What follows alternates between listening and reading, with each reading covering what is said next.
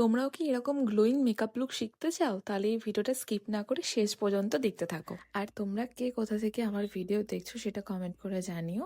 আর ভিডিওটা ভালো লাগলে একটা লাইক, শেয়ার আর আমাকে ফলো করতে একদমই ভুলবে না। তো চলো ভিডিওটা স্টার্ট করা যাক। আর আজকের এই লুকে কিন্তু আমি কোনো ফাউন্ডেশন ইউজ করব না, অনলি কনসিলার দিয়ে পুরো মেকআপ লুকটা কমপ্লিট করেছি। তো সবার ফার্স্টে আমি প্রাইমার ইউজ করেছি, তারপরে কনসিলার। আর কনসিলারের শেডটা আমি একদম এক্স্যাক্ট আমার স্কিন টোনের সাথে ম্যাচ করে নিয়েছি।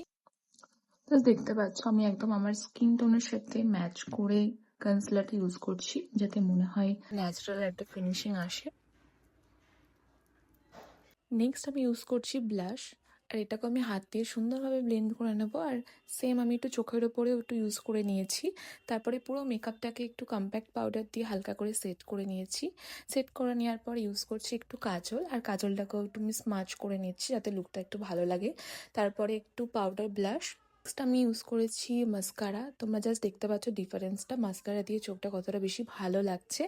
আর আমি এখানে কিন্তু কোনো রকম হাইলাইটার ইউজ করিনি। আর লিপসটাও আমি একদম ন্যাচারাল রেখেছি, জাস্ট আমি একটু গ্লস অ্যাড করেছি। আর আমার মেকআপ লুক কিন্তু একদম কমপ্লিট হয়ে গেছে। তোমরা দেখে জানিও তোমাদের কেমন লাগলো আমার এই মেকআপ লুকটা।